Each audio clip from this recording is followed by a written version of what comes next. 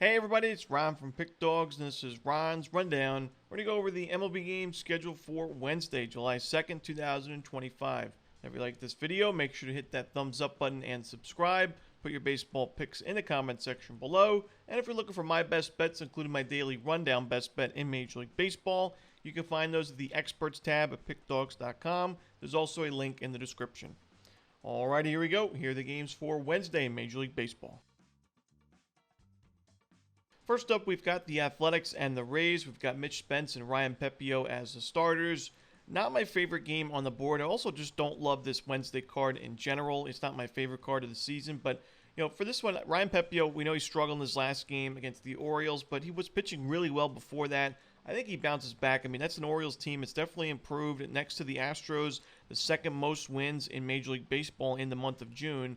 So, they had a great month offensively. Now you're facing an A's team. It's been inconsistent offensively against right-handed pitching this year. I think Pepiot can get back to his good strikeout stuff and bounce back. I look for the Rays to back him up as well, enough to win this game and cover the run line. But like I said, it's not my favorite game on the board. I don't love the price we're seeing with Tampa Bay. And, the A's have just kind of been a tough team to read this season. They have been more competitive on the road this year, but I don't think they have enough in this one, so give me Tampa Bay. Next up, we've got the Cardinals and the Pirates. We've got Mitch Keller and Sonny Gray as the starters. Now, we've backed the Pirates plenty of times recently, and we've done quite well with Pittsburgh as they've played some of their best baseball of the season in the last week or so. But this is not one of those games, in my opinion, that I think they have a great spot, a great matchup in. I think Mitch Keller, while I think he's a lot better than his current ERA and deserves a lot better than his current win-loss record, he doesn't have the best numbers against the current Cardinals lineup. They've seen him quite a bit as Keller has pitched with the Pirates throughout his career. So in 195 plate appearances against the current Cardinals lineup, a low strikeout rate and a high xWOBA for Mitch Keller. So I think St. Louis can get to him. I also see that Sonny Gray's got great numbers against the Pirates lineup in about 125 plate appearances, 30% strikeout rate, a low 4% walk rate, and a low xWOBA at 275. Now, Sonny Gray has struggled on the road overall this season. However, he's coming off a complete game shutout with 11 strikeouts in his last road game, so I'm not too worried about it here. I'm going to roll with the Cardinals in this one on the money line and maybe even the run line on the road. Next up, the Minnesota Twins and the Miami Marlins. We've got Simeon Woods-Richardson and Jansen Junk as the starters. Now, I've mentioned many times I don't think that Simeon Woods-Richardson's a great option in this Twins rotation, especially compared to some of the other options for the Twins, but I also think that Jansen Junk, a little bit concerning for him in his last start, pitching at a very pitcher-friendly ballpark in San Francisco against a Giants team that's been well below league average offensively in the last month. Junk only had one strikeout in 3 2/3, 8 base hits, and 5 earned runs. Marlins ended up winning that game, but I don't think he's going to get that type of run support, even with Woods-Richardson on the other side, because I think even if Woods-Richardson struggles the first 5 innings or so, he handed over one of the best bullpens in baseball. So I look for the Twins to get the Junk for a few runs. I think it's going to be enough, and I think the Twins win this game. I would lean towards the over, but give me Minnesota on the money line.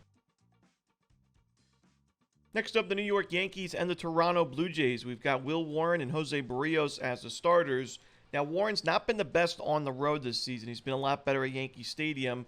Jose Barrios is in great form right now. And while his numbers against the current Yankees lineup are a little bit mixed, I still think that Barrios is going to be the better option in this game. I like the fact that the Yankees are known for having one of the best lineups in baseball, but the Blue Jays in the last month have been really competitive offensively, and it's a big reason why their record is where it is after a pretty slow start to the season. So I think the Blue Jays can get to Warren for a few runs, especially the fact that Warren is more of a strikeout-dependent starter.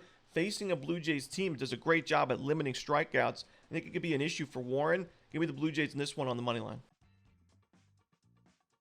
Next up, we've got the Reds and the Red Sox. We've got Nick Martinez and Brian Bayo as the starters. For me, this game personally screams over. I know Nick Martinez pitched really well. He was just 1 inning shy of a no-hitter in his last game. He's still not somebody, we backed him in that game. It was one of the rare occasions that we backed the Cincinnati Reds with Nick Martinez as a starter, but that was at home against a Padres team that was really struggling offensively. Now you're on the road where Martinez has been a lot worse this season. Both his ERA is up to 4.82 on the road, and just the Reds' win-loss record has been miserable with Martinez as a starter on the road. So I don't think that he's going to pitch too well in this game. I also think that Bayo, we've talked about it many times, one of the steepest expected ERAs for starting pitchers with 70-plus innings this year. I know he's pitched pretty well as of late, but I think he is going to be a big-time regression case in the second half of the season. So I look for a lot of runs early. I look for a lot of runs late. Give me the over in Cincinnati-Boston.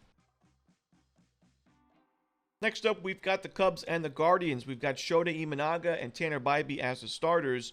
You watched Imanaga's last start, you wouldn't have thought he had missed over a month and a half of baseball. He pitched really well in that game against St. Louis. 5 innings of one-hit baseball, no runs, 3-0 Cubs victory. They've now won 4 of his last 5 games. You're up against one of the worst lineups in baseball against lefties, maybe even the worst lineup in baseball against lefties this year. Tanner Bybee has not been pitching well on the road this season with an ERA just below 5. Give me the Cubs this one on the money line and run line at Wrigley Field. Next up, we've got the Orioles and the Rangers. We've got Tomoyuki Sugano and Nathan Eovaldi as the starters. Now, I know Eovaldi struggled in his first start back from injury, and I don't think he'll be perfect in this game, but he's got great numbers against this current Orioles lineup at about 100 plate appearances, a 31% strikeout rate, not even a single walk conceded, very low xWOBA. You got Sugano on the other side, who I've mentioned is not one of my favorite options in this Orioles rotation, even though he was good enough for the win in his last game. It was 5 innings, 7 runs, 3 home runs. The Orioles scored 22 runs for him in run support, so that's going to help. But still, it was a miserable outing for Sugano, and I think that he struggles yet again in this one. I think the Rangers pick up this game. Give me the Rangers in this one on the money line. Next up, we've got the Astros and the Rockies. Hunter Brown and Austin Gomber are your starters. For me, the only way to go in this one is Astros laying the 2.5 runs. I think their offense has a big day against Gomber. I think Hunter Brown's one of the best pitchers in Major League Baseball. The Astros have crushed left-handed pitching this season and in the last month.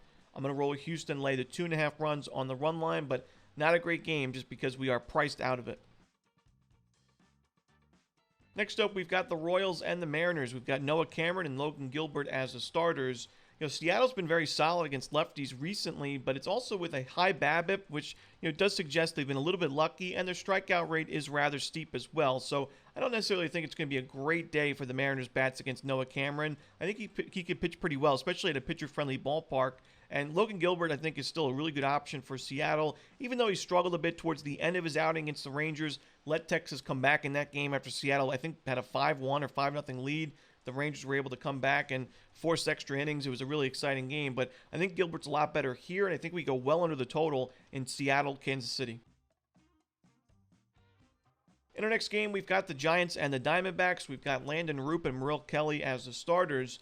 Now, I've mentioned from the beginning of the season, I think Landon Roop's a good option for San Francisco. He's somebody that I've watched this season, and I've said I think he's a really underrated starting pitching option in the National League, but I don't think he gets a lot of run support in this one. I think that's going to be the case. I mean, when you look at these two offenses, San Francisco is well below league average in OPS and ISO against righties. The Diamondbacks are top 5 in baseball in team OPS against right-handed pitching in the last 30 days. Kelly has been just as good, in terms of his form, as Roop has been in his last 5 starts collectively. So I'm just going to side with the better lineup. And I know San Francisco has the better bullpen, but I think the Diamondbacks can score more runs in a game like this. So give me Arizona on the money line. Next up, we've got the White Sox and the Dodgers. We got Clayton Kershaw and Sean Burke as the starters. I mean, Clayton Kershaw in his age 37 season, can you ask for more? I mean, he's got a 3.03 ERA. The Dodgers have won all 5 of his last 5 starts. I mean, we know he's a first ballot Hall of Famer, one of the rare pitchers that have won the MVP award, and here he is giving up 2 runs or fewer in his last 4 games. Quality start last time out at Coors Field against the Rockies. 6 innings, 1 run, 5 Ks, and a 3-1 low-scoring win at Coors Field for the Dodgers. I got to go, even though the White Sox have been better against lefties in the last month, they've been a lot more competitive against lefties. You got Sean Burke on the other side, who I've mentioned. The expected numbers are very steep for him against this Dodgers lineup. I think they have a field day, so give me the Dodgers here laying the 2.5 runs at Dodger Stadium. And that's it. Those are the games for Wednesday in baseball. Hope you enjoyed this video. Again, if you're looking for my best bets, you can find those at Pick Dawgz Premium, and there is a link in the description. As always, Romanelli, good luck.